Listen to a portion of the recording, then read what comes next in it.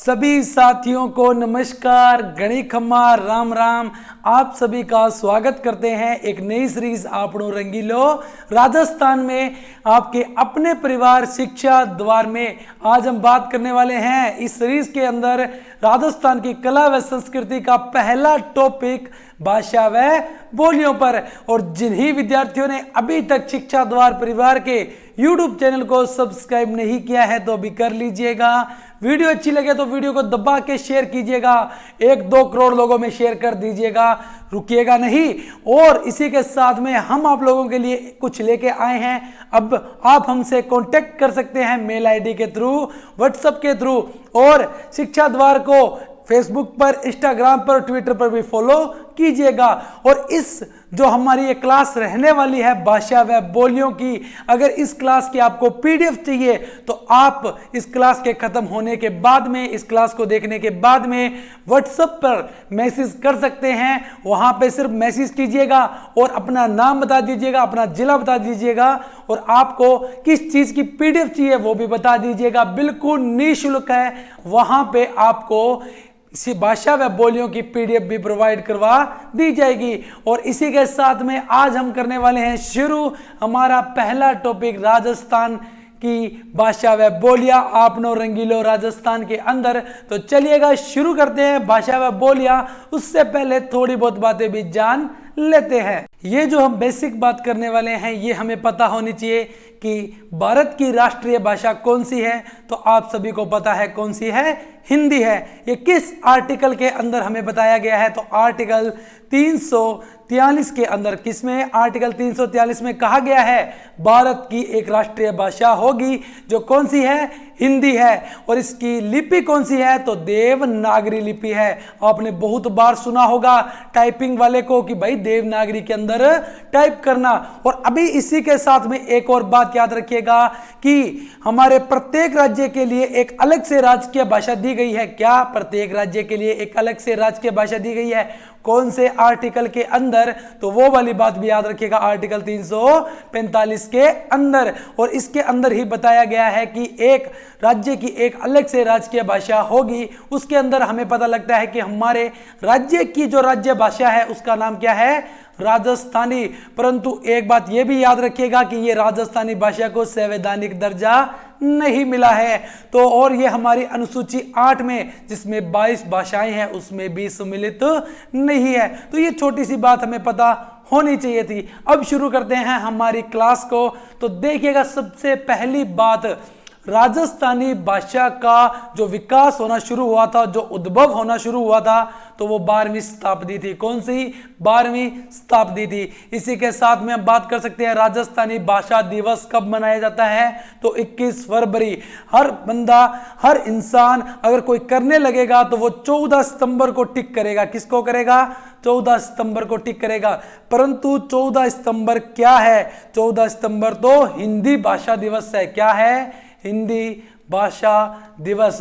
और 14 सितंबर के बारे में ये बात याद रखिएगा कि हमारा हिंदी भाषा दिवस कब मनाया जाता है, तो 14 सितंबर को। वही बात करें, राजस्थानी भाषा दिवस 21 फरवरी को मनाया जाता है।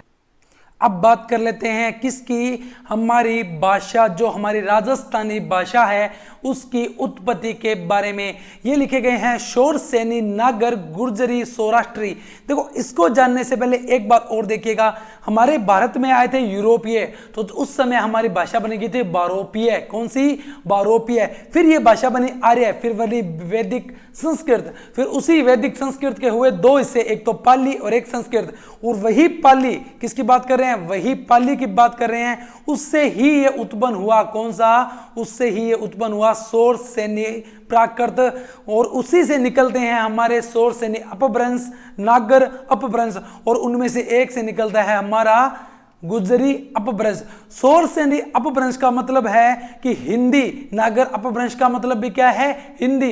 हिंदी भाषा से किसकी उत्पत्ति हुई है? हमारे राजस्थानी भाषा की। हम राजस्थान के संदर्भ में पढ़ रहे हैं तो उसी हिसाब से हम याद रखेंगे। नागर भाषा का, नागर अपभ्रंश का मतलब भी यही होगा, अपभ्रंश का मतलब उत्तर भारत में, या कह सकते हो जो आधुनिक भाषा है हमारी, ये जो उससे पहले की भाषा जिसको कहते थे अपभ्रंश, अभी की भाषा को हम सोरसेनी के नागर के अंदर, और गुर्जरी मतलब गुजरात और राजस्थानी का जो मिश्रण है उसे कहते हैं गुर्जरी। और यही गुर्जरी, इसी का ही अधिकांश विद्वान क्या करते हैं, समर्थन भी करते हैं। हम बात कर लेते हैं किसके बारे में, सोरसेनी अपभ्रंश के बारे में। इसका कौन कौन समर्थन करता है, हिंदी भाषा से राजस्थानी भाषा की उत्पत्ति हुई है। Doctor LP Tessy, Tori, Mahavir Prasad Sharma. वहीं बात करते हैं नागर अपभ्रंश की, जो इसका समर्थन करते हैं वो है जॉर्ज अब्राहम गिरियर्सन, डॉक्टर पुरुषोत्तम मिनारिया। और गुर्जरी अपभ्रंश मतलब क्या हुआ इसका, कि राजस्थानी और गुजराती का मिश्रण है, और अधिकांश जो विद्वान हैं वो इसी का समर्थन करते हैं। एक तो हमारे हैं डॉक्टर कन्हैया लाल माणिक्य लाल मुंशी, KM मुंशी, डॉक्टर कन्हैया लाल माणिक्य लाल मुंशी, और दूसरे हमारे मोतीलाल मिनारिया। वहीं कह सकते हो अधिकांश विद्वान किसका समर्थन करते हैं, गुर्जरी अपभ्रंश का समर्थन करते हैं। सौराष्ट्रीय अपभ्रंश का जो समर्थन करते हैं उनका नाम है सुनीत कुमार चटर्जी। ये वाली बात भी याद रखिएगा, इसे सुनीत कुमार भी आता है, कई जगह सुनीति कुमार भी आता है, तो दोनों शब्द याद रख सकते हो आप सौराष्ट्रीय अपभ्रंश के अंदर।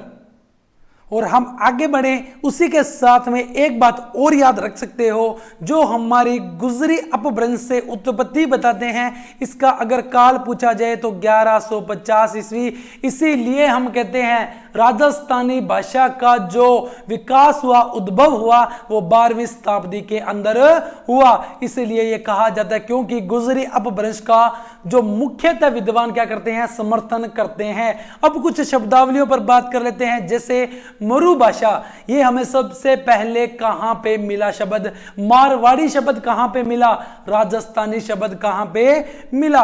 बात करते हैं मरु भाषा की, तो कुवलयामाला ग्रंथ जो किसका है, उद्योतन सूरी का है। 835 ईस्वी में सबसे पहले इस ग्रंथ के अंदर हमें मरु भाषा शब्द मिलता है। बात करते हैं मारवाड़ी की, पिंगल शिरोमणि कवि कुशल लाभ के ग्रंथ में, और आईने अकबरी जानते ही होंगे, बहुत प्रसिद्ध ग्रंथ है अबुल फजल का।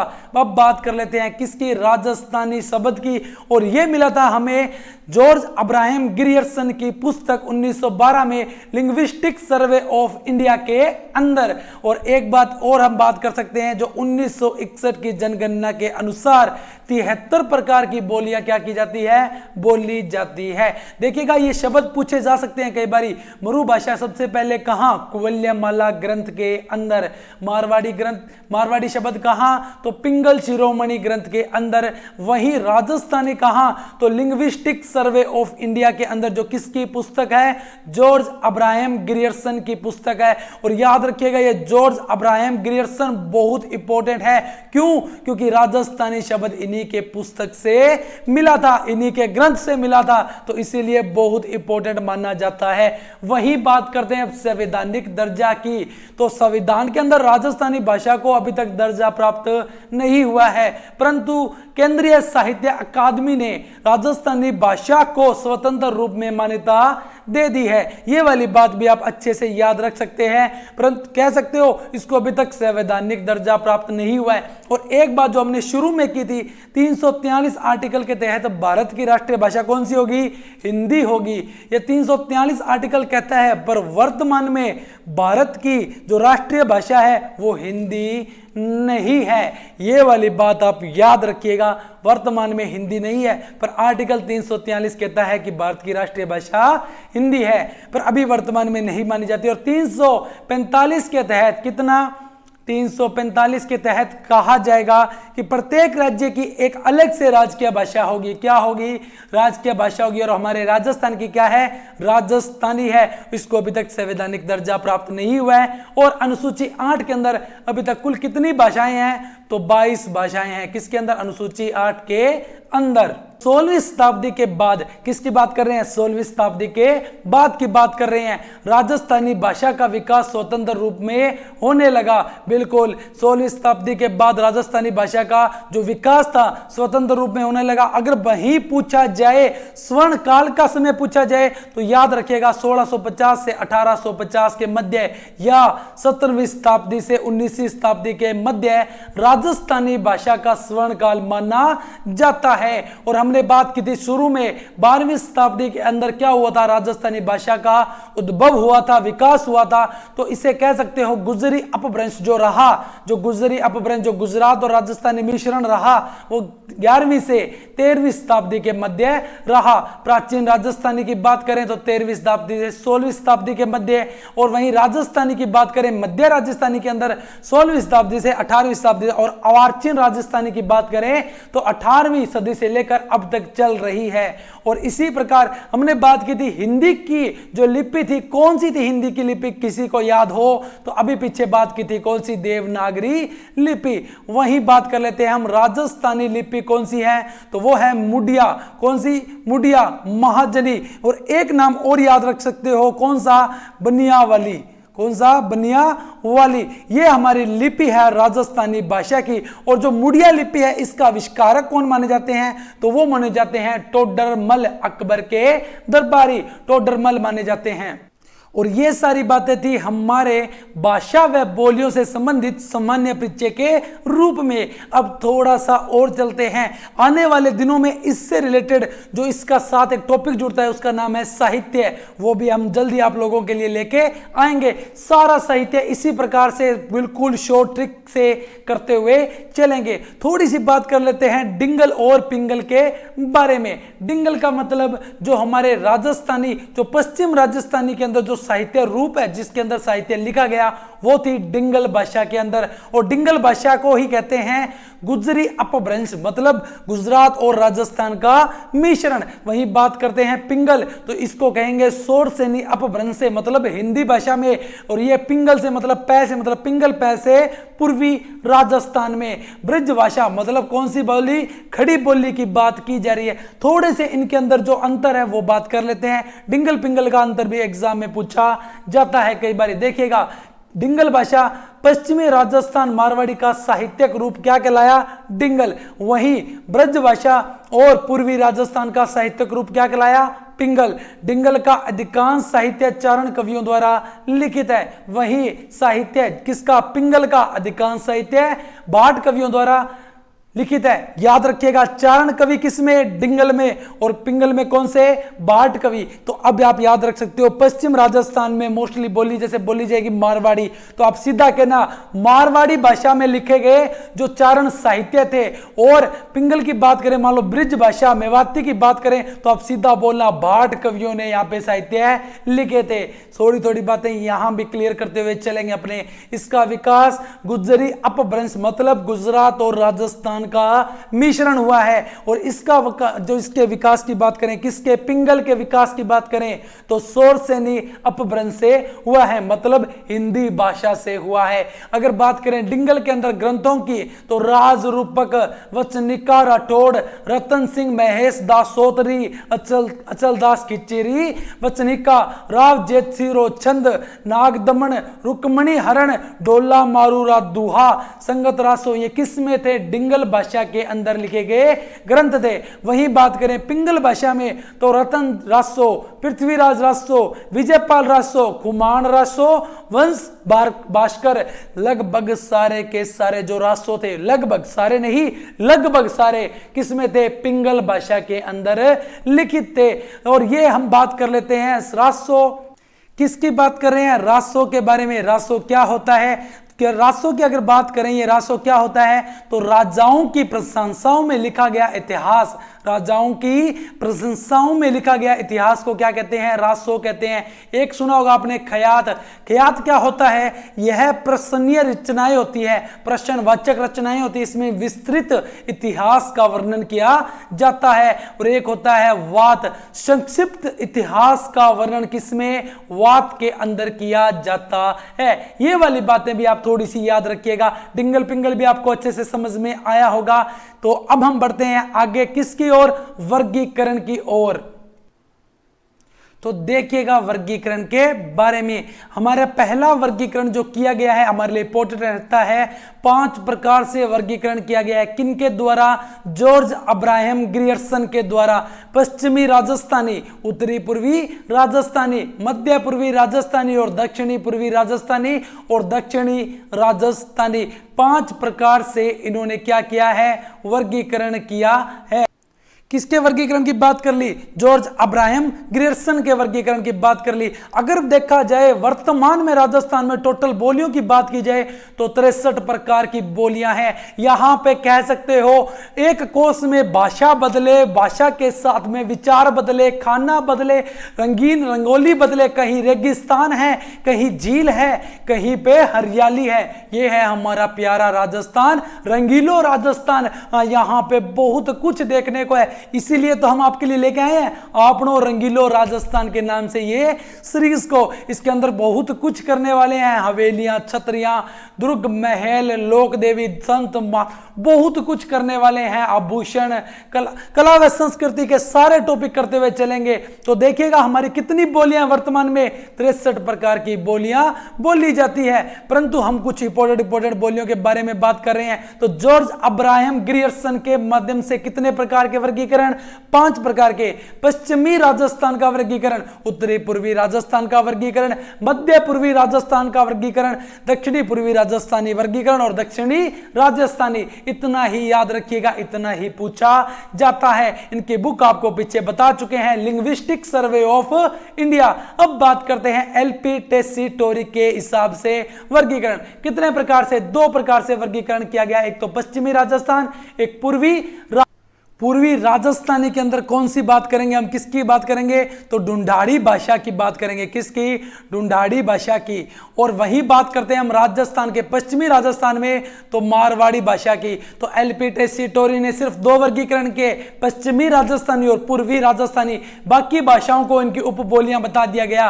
तो अब बात कर लेते हैं थोड़ी सी टेसीटोरी के बारे में। बहुत बार एग्जाम में इससे भी प्रश्न बनते हैं। टेसीटोरी की कार्यस्थली की बात की जाए तो बीकानेर है और इनकी मृत्यु भी कहां हुई? 1919 के अंदर बीकानेर में। किस लिए ये भारत के अंदर आए? तो ये गंगा सिंह के समय आए थे, इटली से थे। ये चारण साहित्य के सर्वेक्षण कार्य के लिए भारत में आए थे और चारण साहित्य पर इन्होंने क्या किए? 2 ग्रंथ भी लिखे। पहली की बात करते हैं राजस्थानी चारण साहित्य एवं ऐतिहासिक सर्वे, दूसरे की बात करते हैं पश्चिमी राजस्थानी का व्याकरण। तो ये बात अब कर लेते किसके बारे में? एलपी टेसीटोरी के बारे में। और इसी के साथ में एलपी टेसीटोरी की एक पुस्तक है जो एग्जाम में पूछी जाती है, वो भी हम देख लेते हैं। कौन सी पुस्तक है ये देखिएगा, a descriptive catalogue of the boarding and historical chronicle. ये पुस्तक किसकी है? तो हमारे एलपी टेसीटोरी साहब की है, जिन्होंने चारण साहित्य पे क्या किया था? कार्य किया था। अब बात करते हैं एग्जाम की दृष्टि से इंपॉर्टेंट रहने वाली बोलियां। मारवाड़ी, मालवी, ढूंढाड़ी, मेवाती और वागड़ी। ये जो बोलियां हैं ये हमारे राजस्थान के जो एग्जाम होते हैं उनकी दृष्टि से इंपॉर्टेंट रहती है। और एग्जाम में किस प्रकार का प्रश्न बनता है कि मारवाड़ी की उपबोली नहीं है, मालवी की उपबोली है, ढूंढाड़ी की उपबोली नहीं है, मेवाती की उपबोली है, वागड़ी किस प्रकार की बोली है। तो ये सारे के सारे प्रश्न एग्जाम में बनते हैं। तो हम इनको आराम से, आसानी से पढ़ते हुए चलेंगे। सबसे बड़ी बोली जो क्षेत्र विशेष के आधार पे है वो कौन सी है? तो वो है मारवाड़ी। अगर पूछी जाए जनसंख्या के आधार पर सबसे बड़ी बोली कौन सी है तो वो है ढूंढाड़ी। तो ये वाली पहली बात तो आप याद रखिएगा। क्षेत्र विशेष के हिसाब से सबसे बड़ी बोली मारवाड़ी और जनसंख्या की दृष्टि से सबसे बड़ी बोली तो वो है ढूंढाड़ी। तो अब बात कर लेते हैं मारवाड़ी के बारे में। मारवाड़ी की उपबोलियां कौन कौन सी? शेखावटी, बीकानेरी, मेवाड़ी, बागड़ी। वो देखो ये वागड़ी है, हम किसकी बात कर रहे हैं? बागड़ी की बात कर रहे हैं। नागौरी, तल्ली, डाटकी, खेराड़ी, देवड़ावाटी और गोडवाड़ी, ये किसकी उपबोलियां हैं? मारवाड़ी की उपबोलियां हैं। इनके लिए कोई भी ट्रिक आपको नहीं बताई जाएगी। क्यों नहीं बताई जाएगी? ये आपको आगे आराम से पता चल जाएगा। और इनसे इनका एक एक बात एक एक चीज हम पढ़ते हुए चलेंगे। किसके बारे में? मारवाड़ी बोली के बारे में। सभी बोलियों के बारे में भी देखेंगे। अब बात करते हैं मालवी बोली के बारे में। इसकी जो उपबोलियां हैं इसको कैसे याद करना है, ये आपके सामने ट्रिक आ चुकी होगी। देखिएगा कैसे याद करोगे। मालवी का आपने ले लिया माँ, क्या ले लिया? माँ। तो देखो कैसे बोलोगे, माँ नीम रगड़। क्या बोलोगे? माँ नीम रगड़। सोडा पा, क्या कर? सोडा पा रेत के मठ में। किसके मठ में? रेत के मठ में। तो कैसे याद करोगे? माँ नीम रगड़ सोडा पा रेत के मठ में। ये कौन सी बोलियां होगी? मालवी की उपबोलियां होगी। अब एग्जाम में पूछा जाए कि मालवी की उपबोली कौन कौन सी है तो बता देना। नीम से निम्माड़ी, रगड़ से रागड़ी, सोडा से सोडावाड़ी, वही पा से पाटवी, रेत से रतलामी और मठ से उमट वाटी। तो बता दीजिएगा किसकी बोलियों के बारे में? मालवी की बोलियों के बारे में। इसी के साथ में अब बात कर लेते हैं किसकी बोलियां? ढूंढाड़ी की बोलियों के बारे में। कैसे याद करोगे ढूंढाड़ी की बोलियों के बारे में? तो देखिएगा, ढूंढ राजा चोर, क्या बोलोगे? ढूंढ राजा चोर तेरा नाग कड़ा, उल्टा कर देना, नाग कड़ा। किसन से आज अड़ोती ले गया, क्या बोलोगे? ढूंढ राजा चोर तेरा नाग कड़ा, किसन से आज अड़ोती ले गया। ये वाले कैसे याद करोगे? किसके लिए? ढूंढाड़ी के लिए याद रखोगे। ढूंढ से ढूंढाड़ी, राजा से राजावटी, चोर से चौरासी, तेरा से तोरावटी, नाग से नागर चोल और कड़ा से रखोगे का ठेड़ी। वहीं किसन से याद रखोगे किशनगढ़ी, अजमेर से याद रखो आज से याद रखोगे अजमेरी और हाड़ौती से याद रखोगे हड़ौती। देखो कुछ बोलियां याद करना बहुत आसान है क्योंकि वो अपने क्षेत्र विशेष में बोली जाती है। इसके लिए आपको पता होना चाहिए कि शेखावटी का क्षेत्र कौन सा है, बीकानेर का क्षेत्र बीकानेर में है, मेवाड़ का क्षेत्र कौन सा है, नागौर का कौन सा है। वही इसके अंदर भी देख लीजिएगा जैसे हाड़ौती, अजमेरी, किशनगढ़ी। बाकी जो बची हम बताएंगे आपको, एक एक चीज को क्लियर करते हुए चलेंगे। ट्रिक आप लिख लीजिएगा, आपको पीडीएफ में नहीं मिलेगी, ये अपने हाथों से लिखिएगा। मालवी की ट्रिक कैसी थी? मां नीम रगड़ सोडा पा रेत के मठ में। वही ढूंढाड़ी की ट्रिक कैसी थी? ढूंढ राजा चोर तेरा नाक कड़ा, किसन से आज हड़ौती ले गया। वही बात करें मेवाती की, बात कर लेते हैं किसके बारे में? मेवाती के बारे में बात कर लेते हैं। तो कैसे याद रखोगे? तो मेवाती को कैसे याद रखोगे? मेव राठी महक, मेव राठी महक, मेव से मेवाती, राठी से राठी या अहिरवाटी। कौन सी राठी को ही कहते हैं? अहिरवाटी। आगे बताएंगे। महक से बना मेहन और कै से बना कठेर। देखो कठेर काठेड़ी दोनों में अंतर है। काठेड़ी किसका? ढूंढाड़ी का। कठेर किसका? मेवाती का। ये वाली बात भी अच्छे से याद रखिएगा। अब बात करते हैं एक एक बोली के बारे में। ट्रिकें लिख ली होगी आपने, सारा काम खत्म। अब एक एक चीज जो पढ़ने वाले हैं वो एग्जाम की दृष्टि से रहने वाली है बहुत खास। ऊपर की बातें सारी हमने कर ली है, अब एक एक बोली को उठाएंगे। पहली बात करते हैं किसके बारे में? मारवाड़ी के बारे में बात करते हैं। इसका आरंभ काल कब? 8वीं सदी में माना जाता है। प्राचीन नाम क्या था? मरु भाषा। बताया था मैंने आपको, क्षेत्र विशेष के आधार पर सबसे बड़ी बोली कौन सी है? हमारी मारवाड़ी। राजस्थान की सबसे प्रधान बोली। क्यों? क्योंकि राजस्थान के आधे से ज्यादा क्षेत्र में बोली जाती है मारवाड़ी और उसकी उप बोलियां, इसीलिए इसे कहते हैं राजस्थान की सबसे प्रधान व मानक बोली। साहित्य व विस्तार की दृष्टि से सबसे बड़ी बोली, क्योंकि आधे से ज्यादा क्षेत्र हो गया तो साहित्य इसी में लिखा गया ना, तो इसीलिए साहित्य और विस्तार की दृष्टि से सबसे बड़ी बोली होगी। अगर पूछा जाए कि पूर्णतः मारवाड़ी कहां बोली जाएगी तो जोधपुर और जोधपुर के आसपास के इलाकों में एकदम शुद्ध मारवाड़ी, विशुद्ध मारवाड़ी बोली जाएगी, आपको मिलेगी सुनने को। वैसे इसका क्षेत्र पूछा जाए तो जोधपुर, जैसलमेर, बीकानेर, नागौर, बाड़मेर, पाली, जालोर और सिरोही क्षेत्र में बोली जाती है। कौन सी बोली की बात कर रहे हैं हम? मारवाड़ी बोली की बात कर रहे हैं। इसकी उत्पत्ति की बात करें तो गुजरी अपभ्रंश मतलब गुजरात और राजस्थानी का मिश्रण। गुजरात और राजस्थानी का क्या हो गया? मिश्रण हो गया। जैन साहित्य व मीरा के अधिकांश पद इस भाषा में है। इंपोर्टेंट लगा लीजिएगा, एग्जाम में सीधा पूछा जाएगा। और मारवाड़ी का तो मैंने शुरू में ही बताया था। चारण साहित्य एलपीटेसी तोरी साहब भी आए थे। राजिया रासोरठा, वेली किशन रुक्मणीरी, मुम्मल जैसलमेर की फेमस है और डोला मरवन, ये आदि इसमें ग्रंथ थे। कौन सी भाषा? तो डिंगल, याद आया कुछ? डिंगल साहित्य चारण कवि के द्वारा लिखे गए साहित्य डिंगल भाषा में। ये वाली बात किसके बारे में कर ली? मारवाड़ी के बारे में बात कर ली। अब एक इंपॉर्टेंट सी बात और कर लेते हैं। ये जो मारवाड़ी का है, ये स के स्थान पर किसकी बात कर रहे हैं? स के स्थान पर है शब्द का उपयोग करते हैं। किसकी? है शब्द की जो प्रधानता है वो किसके स्थान पे है? स के स्थान पर है। ये वाली बात भी आप अच्छे से याद रखिएगा। अब इसकी उपबोलियों को, एक एक बोलियों को अच्छे से जानते हुए पढ़ते हुए चलेंगे तो देखिएगा मैप के अंदर आपको इसके एक एक बोलियों को समझाते हैं। तो अब कर लेते हैं किसकी? मारवाड़ी की उपबोलियों के बारे में। और ये एक एक बात आप अच्छे से याद रखिएगा, एक एक पूरी बात आपको मैप में समझाते हुए चलेंगे। देखिएगा, पहली बात कर लेते हैं किसके बारे में? हम उत्तरी राजस्थान से चलते हुए चलते हैं। तो ये देखिएगा, गंगानगर का क्षेत्र आ गया, गंगानगर के साथ में बीकानेर का क्षेत्र आ गया, बीकानेर के साथ में चूरू का क्षेत्र आ गया और हनुमानगढ़ का क्षेत्र आ गया। तो यहां जो बोली जाती है उसका नाम है थली। कौन सी भाषा? थली जो भाषा बोली जाती है वो कहां पे? गंगानगर के दक्षिण में और हनुमानगढ़ के जो हमारे पश्चिम में और चूरू के उत्तर पश्चिम में, और वहीं बीकानेर के अंदर कौन सी भाषा? थली भाषा। और बीकानेर में एक और भाषा बोली जाएगी, उसका नाम है बीकानेरी।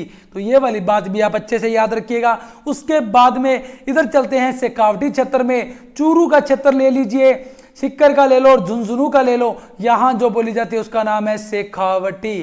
कौन सी? शेखावटी। शेखावटी के अंदर कौन कौन सी भाषा का मिश्रण मिलेगा आपको? तो मारवाड़ी का मिलेगा प्लस ढूंढाड़ी का भी मिलेगा, क्योंकि ढूंढाड़ी का क्षेत्र, ये देखिए ये वाला क्षेत्र जो बिल्कुल इसके पास में आ चुका है, इसलिए इस क्षेत्र का भी क्या है? पूरा प्रभाव होगा यहां पे। और उसके बाद देखिएगा आप नीचे की ओर चलते हैं, नागौर आ गया, तो यहां पे बोली जाएगी नागौरी। कौन सी? नागौरी बोली जाएगी। उसके बाद में चलते हैं हम जैसलमेर और बाड़मेर की साइड। ये वाला क्षेत्र जैसलमेर बाड़मेर का, यहां बोली जाती है जो बोली उसका नाम है डाटकी। कौन सी? डाटकी। अगर पूर्णतः जैसलमेर की बात की जाए तो यहां बोली जाती है डाटी। कौन सी? डाटी। और इधर बाड़मेर की बात की जाए यहां बोली जाएगी डडकी। ये वाली बात भी आप अच्छे से याद रखिएगा। अब बात कर लेते हैं जैसलमेर के बाद में जालोर और पाली की बात करते हैं। और ये जालोर और पाली का क्षेत्र ले लिया। जालोर का क्षेत्र जिसका नाम क्या होगा? आहोर। कौन सा? आहोर जालोर का। और बाली किसका? पाली का क्षेत्र होगा। और इनके अंदर जो बोली जाती है उस भाषा का नाम है गोडवाड़ी। कौन सा? गोडवाड़ी। यहां तक आपको अच्छे से चीज समझ में आई होगी। देखिएगा, पहली थली की बात करें तो गंगानगर, हनुमानगढ़, चूरू और बीकानेर में। बीकानेरी कहां पे? बीकानेर में। नागौरी कहां पे? नागौर में। शेखावटी की बात करें तो चूरू, सिक्कर और झुंझुनू में बोली जाएगी कौन सी? शेखावटी बोली। और इसके अंदर कौन सी बोली का प्रभाव है? तो मारवाड़ी और ढूंढाड़ी। वहीं जैसलमेर और बाड़मेर में बोली जाएगी डाटकी। जैसलमेर में केले बोली जाएगी डाटी और बाड़मेर में बोली जाएगी डडकी। वहीं जालोर और पाली में बोली जाएगी गोडवाड़ी। यहां तक आपने मारवाड़ी की उपबोलियों को अच्छे से समझा होगा। अब दो तीन उपबोलियां और है, उनके बारे में भी हम देख लेते हैं। किसकी बात कर रहे हैं? मारवाड़ी की ही उपबोलियों की बात कर रहे हैं। ये वाला क्षेत्र कौन सा? सिरोही का क्षेत्र। यहां कौन सी बोली जाएगी? देवड़ा वाटी। कौन सी? देवड़ा वाटी। और कौन से क्षेत्र ज्यादा मुख्यतः? तो माउंट आबू का क्षेत्र। वहीं हम बात कर लेते हैं राजसमंद, उदयपुर, चित्तौड़गढ़ और भीलवाड़ा, मुख्यतः इस क्षेत्र में बोली जाती है मेवाड़ी। और हम बात कर लेते हैं मेवाड़ी को कहते हैं राजस्थान की सेकंड महत्वपूर्ण बोली, सेकंड महत्वपूर्ण बोली भी कहते हैं। और राणा कुंभा के जो नाटक है वो भी किस बोली के अंदर है, तो मेवाड़ी बोली के अंदर है। अब एक ऐसी बोली की बात करने वाले हैं जो एग्जाम में बहुत बार पूछी जाती है, जिसका नाम है भीलवाड़ा और टोंक के अंदर भी बोली जाती है। इसका नाम क्या है, तो खेराड़ी बोली। कौन सी बोली, खेराड़ी बोली। और खेराड़ी बोली की बात कर लेते हैं मिश्रण की, तो ये कौन कौन सी बोलियों का मिश्रण है, तो देखिएगा इसके ऊपर की ओर जो लगती है बोली उसका नाम है ढूंढाड़ी। कौन सी, ढूंढाड़ी बोली। और जो इसके नीचे की ओर लगती है उसका नाम है हड़ौती, हड़ौती बोली। और एक साइड में इसके बोली लग रही है मेवाड़ी। और इन तीनों बोलियों का मिश्रण कहलाती है खेराड़ी बोली। और एग्जाम में बहुत बार पूछा जाता है ढूंढाड़ी, हड़ौती और मेवाड़ी का मिश्रण कौन सी है, तो खेराड़ी बोली है। कौन सी है, खेराड़ी बोली है। और एक तरह से ये कठोर बोली है, इसको कहते हैं कठोर बोली या कर्कश बोली भी कहते हैं। कौन सी बोली की बात कर रहे हैं हम, खेराड़ी बोली की बात कर रहे हैं। तो आपको राजस्थान के मारवाड़ी भाषा की सारी बोलियां समझ में आई होगी। एक बार और देख लीजिए, हमारा उत्तर श्री गंगानगर, हनुमानगढ़, चूरू और बीकानेर में बोली जाएगी थली, बीकानेर में बीकानेरी, नागौर में नागौरी, जैसलमेर में डाटी और बीकानेर में डडकी, और जैसलमेर और बाड़मेर में बोली जाएगी डाटकी। वहीं जालोर का आहोर क्षेत्र और पाली का बाली में बोली जाएगी गोडवाड़ी। और इसके साथ में हम बात कर लेते हैं शेखावटी क्षेत्र की, किसकी, शेखावटी क्षेत्र में बोली जाएगी हमारी शेखावटी बोली, जो चूरू, झुंझुनू और सीकर है। और इसी के इसमें जिसका प्रभाव पड़ा वो है मारवाड़ी और ढूंढाड़ी बोली का। और इसके बाद हम देख लेते हैं देवड़ावटी बोली जाएगी सिरोही के अंदर, मेवाड़ी बोली जाएगी हमारी सेकंड महत्वपूर्ण बोली, राणा कुंभा के नाटक भी इस बोली के अंदर है। यह बोली जाएगी मेवाड़ के क्षेत्र, जिसमें उदयपुर, राजसमंद, भीलवाड़ा और चित्तौड़गढ़ है। अब उसके बाद हम बात करते हैं भीलवाड़ा के जहाजपुर की, ये वाली बात भी और याद रखिएगा। भीलवाड़ा के जहाजपुर प्लस टोंक के अंदर, कौन सा, प्लस टोंक के अंदर बोली जाएगी खेराड़ी बोली। इसको बोलते हैं कर्कश बोली या कठोर बोली। मिश्रण है ढूंढाड़ी, हड़ौती और मेवाड़ी बोली का। एक बोली और याद रख लीजिएगा, कौन सी बोली, हनुमानगढ़, चूरू और झुंझुनू के क्षेत्र में बोली जाती है, इसको बोलते हैं बागड़ी। कौन सी, बागड़ी। बागड़ी बोली कहां पे, हनुमानगढ़, चूरू और झुंझुनू। बागड़ी बोल रहा हूं, वागड़ी तो दक्षिण में है, बागड़ी कहां पे, हनुमानगढ़, चूरू और झुंझुनू के अंदर बोली जाएगी। तो ये थी हमारी मारवाड़ी बोली की उप बोली, मारवाड़ी की उप बोलियां देख ली। अब हम देखते हैं दूसरी अगली बोली को, वो कौन सी बोली है, मालवी। किसकी बात कर रहे हैं, मालवी बोली की। कौन सा क्षेत्र, मालवा का क्षेत्र। मुख्यतः कहां पे, प्रतापगढ़, झालावाड़ और कोटा के अंदर। गुजराती और मराठी भाषा का क्या है, इस पर पूरा प्रभाव है। मिश्रण कह सकते हो मालवी बोली को मारवाड़ी और ढूंढाड़ी को। बोलने में बहुत ही सरल और कोमल और कर्णप्रिय, मतलब कानों को सुहाने वाली बोली है। और इसी के साथ में याद रख सकते हो इसकी प्रमुख रचनाएं कौन सी है, चंद्र सखी और नट नागर। इसकी हमने जो ट्रिक के अंदर बात की थी, क्या बात की थी, मां नीम रगड़ सोडा पा रेत में मठ से, रेत के मठ में, वो सारी की सारी हमने बात कर ली थी पीछे। वो क्या थी, इसकी उपबोलियां। पूछा यही जाएगा मोस्टली कि इसकी उपबोलियां कौन कौन सी है। परंतु एक बात और याद रख लीजिएगा, थोड़ी सी बात आपको बता देते हैं। जो इसकी मुख्यतः बोली जाती है, ये दक्षिणी राजस्थान आप देख रहे हो सारा, यहां पे एक बोली बोली जाती है जिसका नाम है निमाड़ी, और इस बोली को कहते हैं दक्षिणी राजस्थानी। क्या बोलते हैं, दक्षिणी राजस्थानी। तो अगर आपको मिले निमाड़ी, तो निमाड़ी बोली को क्या बोलेंगे, दक्षिणी राजस्थानी। ये जो मालवा का क्षेत्र लग रहा है हमारे साथ में, मालवा का क्षेत्र जो लग रहा है हमारे साथ में, यहां पे बोली जाती है कौन सी, रागड़ी।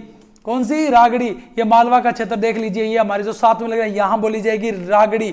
और रागड़ी बोली में जिन जिन का प्रभाव है, एक तो मारवाड़ी का प्रभाव है और एक मालवी का प्रभाव है। ये वाली बात भी आप अच्छे से याद रखिएगा। और राजपूतों की प्रचलित बोली है कौन सी, रागड़ी बोली। कौन सी, रागड़ी बोली कह सकते हो आप। राजपूतों की प्रचलित बोली कौन सी, रागड़ी बोली। तो ये वाली बात भी आप याद रखिएगा। सिर्फ किसके अंदर, मालवी बोली के अंदर सिर्फ दो बोलियां, निमाड़ी और रागड़ी, दोनों के बारे में आपको अच्छे से बता दिया गया है। मालवी बोली आपको अच्छे से समझ में आई होगी। अब बात कर लेते हैं किस बोली के बारे में, तो ढूंढाड़ी बोली के बारे में। सबसे पहली बात आप एक बात याद रखिएगा, अगर ढूंढाड़ी बोली का हिंदी के साथ में मिश्रण कर दिया जाए तो इसे हम बोलेंगे सदुकड़ी बोली। कौन सी बोली, सदुकड़ी बोली। और इस सदुकड़ी बोली से रिलेटेड एक प्रश्न जो बहुत बार एग्जाम में बनता है वो ये है कि संत दादू दयाल व उनके शिष्यों की जो रचनाएं हैं वो किस भाषा के अंदर है। अगर ढूंढाड़ी ऑप्शन में है तो ढूंढाड़ी कर देना, अगर नहीं है तो आप वहां पे देखिएगा कौन सा ऑप्शन, सदुकड़ी। सदुकड़ी वहां पे मिले तो आप टिक कर दीजिएगा। अगर एक और बात देखिएगा, अगर इस ढूंढाड़ी बोली के अंदर वर्तमान की बात की जाए, किसकी, वर्तमान की बात करेंगे तो हम छो शब्द का उपयोग करेंगे। वहीं भूतकाल की बात की जाए तो हम किस शब्द का उपयोग करेंगे, छी। जैसे वह आया छो, वह आया छी, तो जो लास्ट वाला बोला वो भूतकाल का था, पहले वाला बोला वर्तमान काल का था। अब इसके उपनाम की बात करते हैं, इसे कहते हैं जयपुरी बोली या जाड़शाही बोली भी कहते हैं। किसकी बात कर रहे हैं, ढूंढाड़ी बोली की बात कर रहे हैं। क्षेत्र की बात करते हैं तो उत्तरी जयपुर को छोड़कर, किसकी बात, उत्तर वाला जयपुर जो उसको छोड़ दीजिएगा, बाकी जयपुर, किशनगढ़, टोंक, लावा, अजमेर, मेरवाड़ा और दौसा के अंदर ये बोली बोली जाती है। प्रभाव की बात करें तो गुजराती, मारवाड़ी और ब्रज भाषा मतलब खड़ी बोली का भी प्रभाव इसमें देखने को मिलता है। किसकी बात हो रही है, ढूंढाड़ी की बात हो रही है। इसके बाद में देखिएगा गद्य और पद्य दोनों में प्रचुर साहित्य रचनाएं मिलेगी आपको। इसके बाद संत दादू व उनके शिष्यों की रचनाएं भी इसी भाषा में, बिल्कुल। सुंदरदास का साहित्य भी किसके अंदर है, ढूंढाड़ी भाषा के अंदर है। अगर हम बात करें ढूंढाड़ी भाषा का सर्वप्रथम उल्लेख कहां पे मिला तो 18वीं सदी में। कब, 18वीं सदी में 8 देशी गुजरी पुस्तक में हुआ था। किसकी वर्णन हुआ था, सर्वप्रथम किसकी बात हुई थी 8 देशी गुजरी में, तो ढूंढाड़ी भाषा की बात की गई थी। ये वाली पूरी बात आप अच्छे से याद रखिएगा। और ये एक और बात याद रखिएगा कि ये जो हमारी ढूंढाड़ी बोली है ये जनसंख्या की दृष्टि से, किसकी बात कर रहे हैं हम, जनसंख्या की दृष्टि से सबसे बड़ी बोली है। और क्षेत्र की दृष्टि से सबसे बड़ी बोली कौन सी, मारवाड़ी बोली है। ये वाली पूरी बात आप याद रखिएगा। अब बात कर लेते हैं इसके उपबोलियों के बारे में। हम सारी की सारी जो इसकी उपबोलियां हैं वो किसके अंदर पढ़ेंगे, मैप के अंदर पढ़ेंगे। तो देखिएगा सबसे पहले हम जिस बोली की बात कर रहे हैं इसकी उपबोली की, वैसे हमने इसको आपको ट्रिक के अंदर सब बता दी गई है कि कौन कौन सी बोली कैसे आपको याद रखनी है। एक बार ट्रिक को रिपीट कर देते हैं। ढूंढाड़ी बोली के लिए कौन सी ट्रिक थी, ढूंढ राजा चोर तेरा नाग कड़ा, किशन से आज हड़ौती ले गया। सारी की सारी ढूंढाड़ी की उपबोलियां इस ट्रिक के अंदर आ गई। एक बार और देखिएगा, ढूंढ राजा चोर तेरा नाग कड़ा, किशन से आज हड़ौती ले गया। ये सारी की सारी उपबोलियां आ चुकी है किसकी, ढूंढाड़ी की। अब बात कर लेते हैं हम मैप के अंदर भी। तो देखिएगा जो हमारा ये झुंझुनू है, झुंझुनू का दक्षिणी हिस्सा, सीकर का उत्तरी हिस्सा और जयपुर का भी उत्तरी हिस्सा, यहां पे जो भाषा बोली जाएगी उसका नाम है तोरावाटी। कौन सी, तोरावाटी। और इसका तोरावाटी नाम कैसे पड़ा, तो यहां पे थे तंवर राजपूत अधिक, इसीलिए इसका नाम पड़ा तोरावाटी। अगर क्षेत्र की बात कर ली जाए तो उदयपुर वाटी जो कहां पे है, झुंझुनू के अंदर है। उसके बाद में कांतली का क्षेत्र, कौन सा, कांतली बेसिन का क्षेत्र। और एक और बात याद रखिएगा, सीकर का रिंगस क्षेत्र। तो यहां कौन सी बोली बोली जाएगी, तोरावटी। याद रखिएगा तोरावटी बोली कहां पे, उदयपुर वाटी, कांतली क्षेत्र, रिंगस के अंदर बोली जाती है। और ये कहां पे है, झुंझुनू के अंदर, सीकर के अंदर और जयपुर के अंदर। अब बात कर लेते हैं इसकी दूसरी उपबोली के बारे में।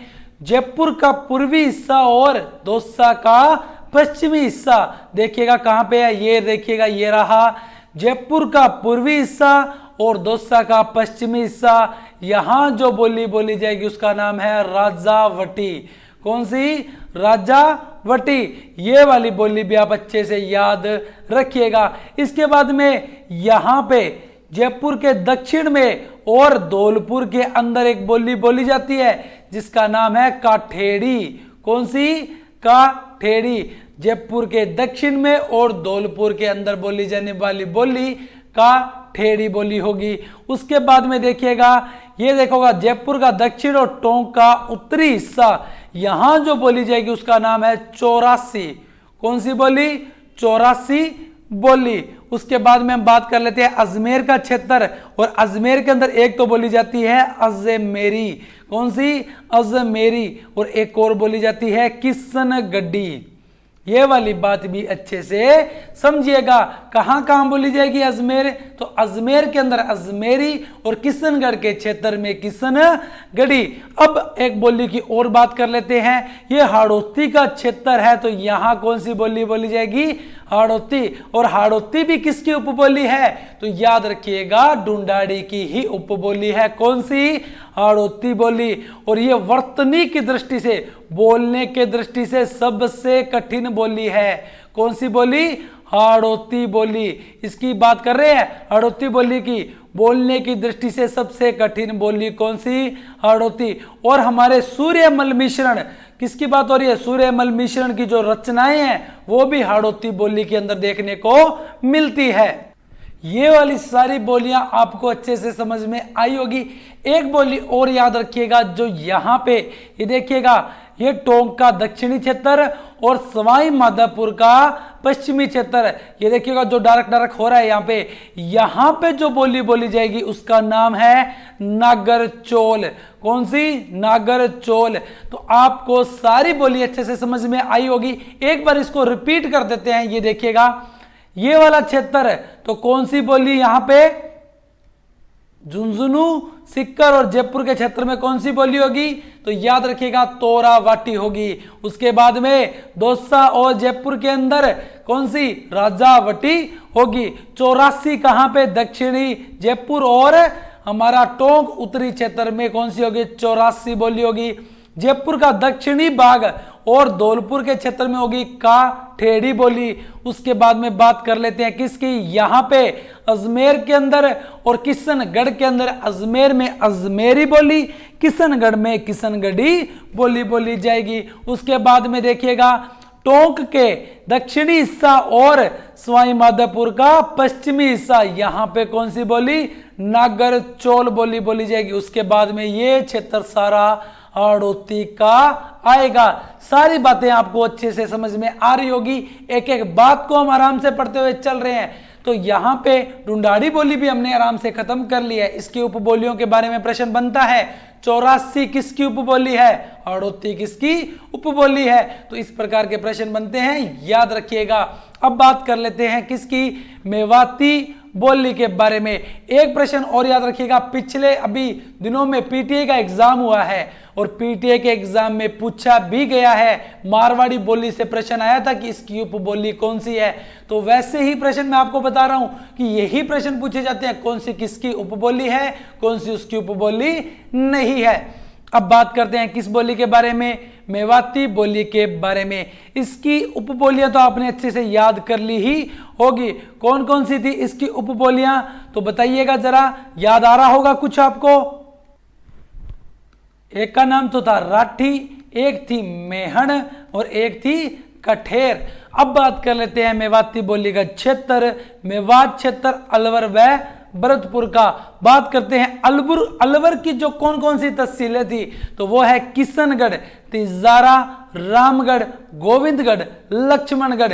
इन तहसीलों के अंदर बोली जाती है मेवाती बोली। बात करते हैं भरतपुर की, तो कामा, डीग और नगर के अंदर ये बोली बोली जाती है।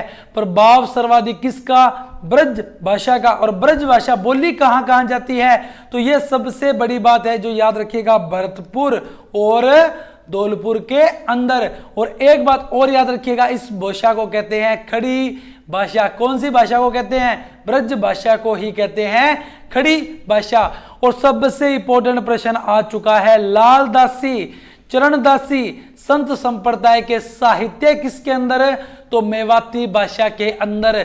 दयाबाई और सहजोबाई की रचनाएं किसके अंदर है? तो मेवाती भाषा के अंदर। सबसे इंपॉर्टेंट प्रश्न बनते हैं ये वाले, दोनों के दोनों।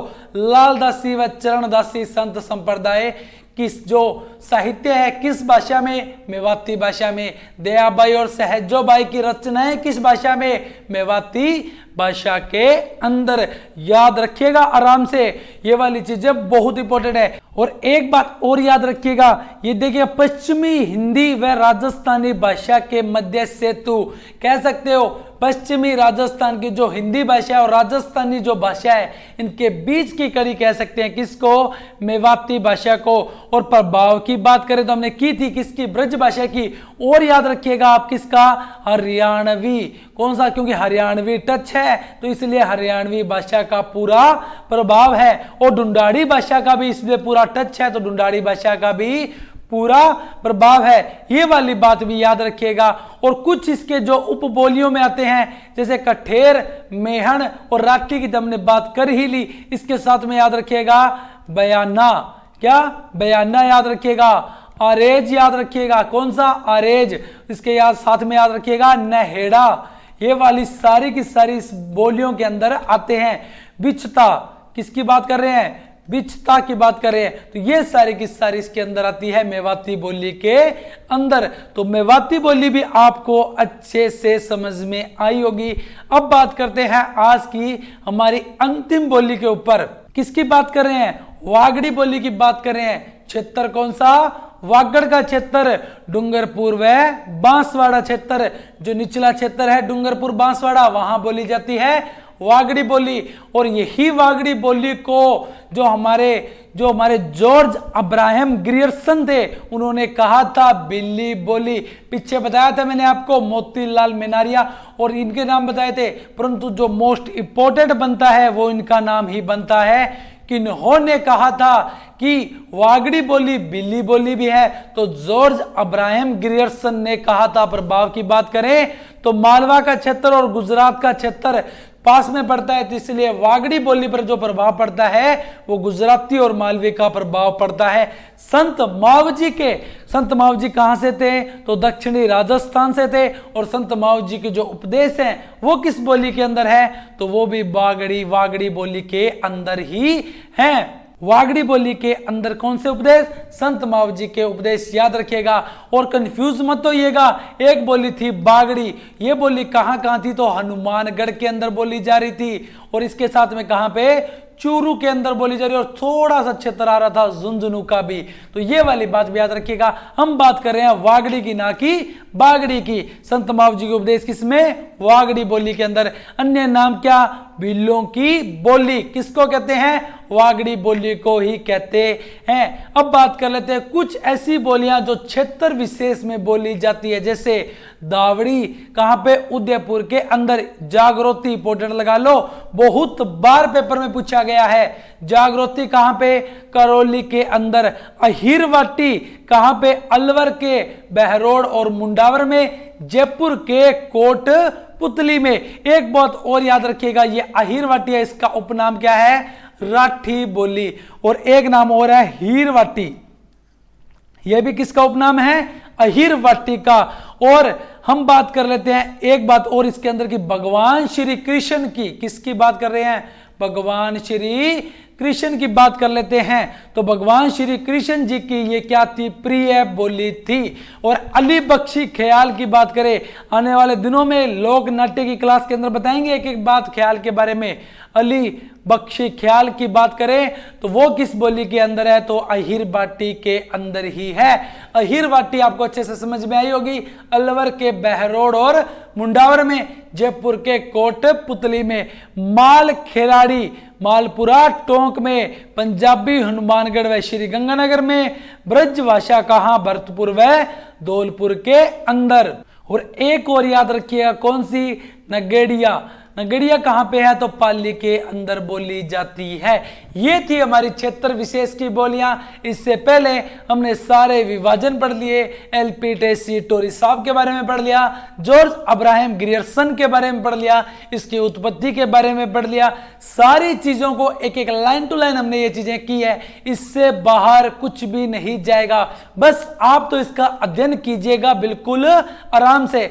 और अगर आप में से कोई भी विद्यार्थी अगर ये पीडीएफ चाहता है तो दिए गए नंबरों पर आप व्हाट्सएप कीजिएगा ये बताइएगा कि आपको किसकी पीडीएफ चाहिए, अपना नाम बताइएगा, अपना जिले का नाम बताइएगा और किस चीज की तैयारी कर रहे हैं वे भी हमें जरूर बताइएगा। उसी के साथ में आपको पीडीएफ भी वहां पे प्रोवाइड करवा दी जाएगी।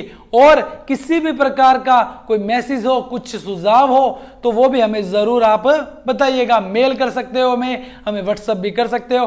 और शिक्षा द्वार को फेसबुक पर, इंस्टाग्राम पर और ट्विटर पर भी फॉलो जरूर कीजिएगा। और वीडियो में लगातार बने रहने के लिए आप सभी का बहुत बहुत धन्यवाद। और जिन्होंने भी अभी तक शिक्षा द्वार परिवार के YouTube चैनल को सब्सक्राइब नहीं किया है तो अभी कर लीजिएगा। वीडियो अच्छी लगे तो वीडियो को लाइक कीजिएगा, वीडियो को शेयर कीजिएगा। किसी भी प्रकार का प्रश्न हो, डाउट हो तो कमेंट करके जरूर पूछिएगा। और ये क्लास हम आप लोगों के लिए लेके आ रहे हैं हमारे आपनो रंगीलो राजस्थान सीरीज के अंदर। अभी आपको लगातार ये क्लासें मिलती रहेगी, इससे बाहर कुछ भी नहीं होगा। तो आप लगातार इस चीजों का, इन क्लासों का अध्ययन कीजिएगा, नोट्स बनाइएगा। पीडीएफ चाहिए तो पीडीएफ भी लीजिएगा, बिल्कुल निःशुल्क है पीडीएफ भी, तो ले लीजिएगा, कोई समस्या की बात नहीं है। वहां से आप पढ़ोगे ना तो आपके सारे डाउट क्लियर हो जाएंगे। ट्रिकें वगैरह भी आप लिखते हुए चलिएगा। तो इसी के साथ में हम आपसे मिलते हैं एक नई क्लास, नए टॉपिक के साथ। तब तक आप मस्त रहें, स्वस्थ रहें, पढ़ते रहें, लगातार अध्ययन करते रहें। और वीडियो को दबा के शेयर कर दीजिए, 4-5 करोड़ के अंदर फैला दीजिए। अपने जितने भी 4-5 करोड़ दोस्त हैं उनके अंदर भेज दीजिए। तब तक के लिए जय हिंद, जय भारत।